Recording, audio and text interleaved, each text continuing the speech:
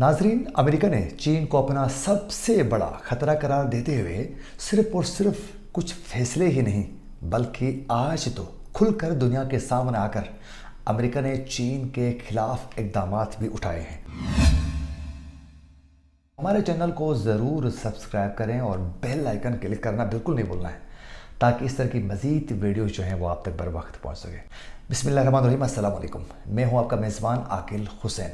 नाज़रीन, आज के प्रोग्राम में हम डिटेलन बात करेंगे कि अमेरिका ने आज खुलकर दुनिया के सामने आकर, मीडिया के सामने आकर अमेरिका ने चीन के ख़िलाफ़ आज सिर्फ़ और सिर्फ बयानबाजी ही नहीं बल्कि आज तो अमेरिका ने अमली तौर पर भी इक़दामात उठाया है अमेरिका ने।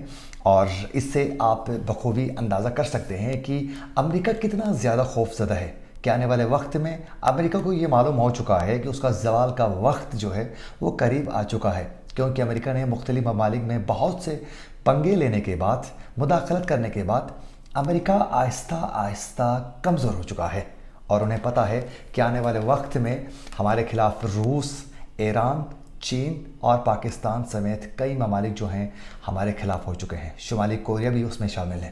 तो उनको मालूम है अमेरिका को कि आने वाले वक्त में हमारे लिए बहुत टफ टाइम मिलने वाला है और हमारे लिए ये मुश्किल होगा पूरी दुनिया में अपनी इजारादारी को कायम रखना।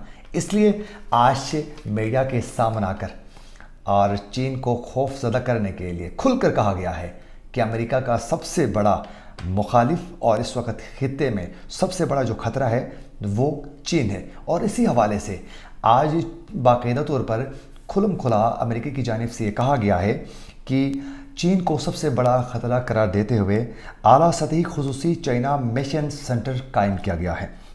और ये खुसूसी जो चाइना मिशन सेंटर जो है ये खुफिया इदारे CIA की सरबराही में ही कायम किया गया है। और ख़ासकर चीन जो है इस हवाले से कहा गया है, जो अमेरिकी CIA के जो सरबराह हैं विलियम बर्नस ने आज कहा है कि चीन 21वीं सदी में अमेरिका के लिए सबसे बड़ा सियासी और जुग्राफियाई ख़तरा है।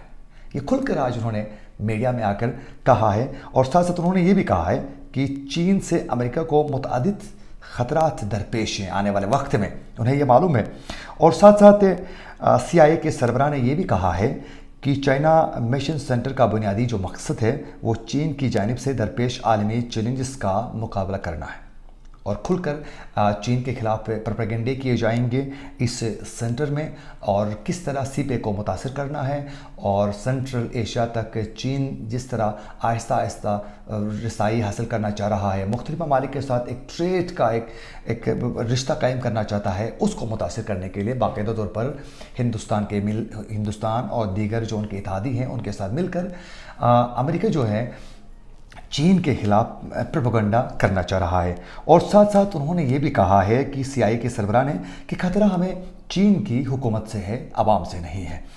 और उसने साथ साथ ये भी कहा है कि रूस, शुमाली कोरिया और ईरान पर हमारी तवज्जो बरकरार रहेगी।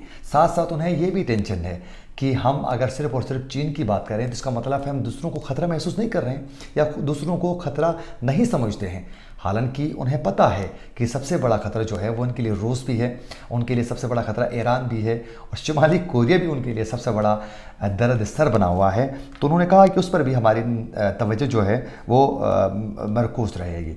अगर जिक्र किया जाए अमेरिकी सदर जो बाइडन की तो उन्होंने अफ़गानिस्तान से जो अमेरिकी जो इनखला था उस वक़्त उन्होंने अपनी कौम से ख़िताब करते हुए उन्होंने कहा था कि 21वीं सदी में चीन और रूस पर उनकी नज़रें जो हैं वो मरकूज़ रहेंगी। वो सबसे बड़ा ख़तरा उन्होंने रूस और चीन को करार दिया था। ये दो ममालिक हैं, हमारे लिए बहुत ख़तरा है इनसे, इस पर हमें नज़र रखनी पड़ेगी और हमें इनको काउंटर करने के लिए काम करना होगा, वरना हमारा ज़वाल का वक्त जो है वो बहुत करीब आ चुका है। हालांकि इनके लिए अभी मुश्किल हो चुका है।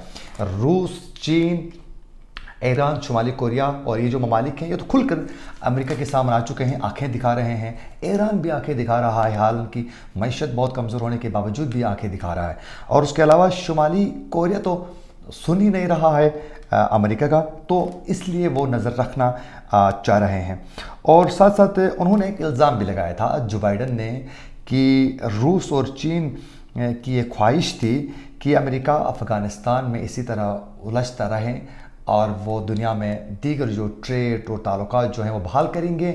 امریکہ افغانستان میں اسی طرح الجھتا رہا ہے، یہ انہوں نے ایک الزام لگایا تھا، حالانکہ ایسی بات نہیں تھی۔ خود امریکہ افغانستان میں آ کر انہوں نے وہاں کے لوگوں کے ساتھ انہوں نے جنگ کیا، طالبانوں کے ساتھ ان کی ایک جنگ میں وہاں کے مقامی جو لوگوں کے لیے جو نقصانات ہوئے افغانستان میں، اس کا ذکر کرنا ممکن ہی نہیں ہے۔ وہاں کا انفراسٹرکچر تباہ ہوا ہے، معیشت بری طرح متاثر ہوئی ہے، تعلیم متاثر، صحت متاثر۔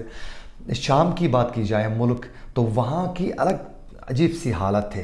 تو جہاں جہاں امریکہ نے امن قائم کرنے کے لیے گیا ہے، اس ملک میں امن کے بجائے مزید وہاں مسائل بڑھ چکے ہیں، وہاں خانہ جنگی تک ہو چکی ہے۔ آپ مثال لے لیں عراق کی، جب عراق میں امریکہ گھس گیا تو عراق کے برے حالات تھے۔ اس کے بعد اگر شام کی بات کی جائے تو شام میں جب تک امریکہ نے انٹرفیئر کرتا رہا بشار الاسد کی گورنمنٹ کو گرانے کے لیے، شام بری طرح آج تک متاثر ہوا ہے اور ابھی تک ان کی معیشت جو ہے وہ سنبھل نہیں سکتی ہے۔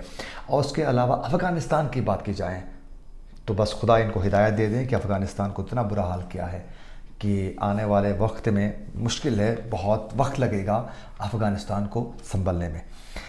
آج کے لیے اتنی ہی تھی اپڈیٹس۔ امید کرتے ہیں کہ ہمارا پروگرام آپ لوگوں کو ضرور پسند آیا ہوگا۔ اگر ہمارا پروگرام آپ لوگوں کو اچھا لگا ہے تو ہمارے چینل کو ضرور سبسکرائب کریں اور بیل آئیکن کلک کرنا بالکل نہیں بھولنا ہے، تاکہ اس طرح کی مزید ویڈیوز جو ہیں وہ آپ تک بر وقت پہنچ سکے۔ اسی کے ساتھ اپنے میزبان عاقل حسین کو دیجیے اجازت۔ اللہ نگہبان۔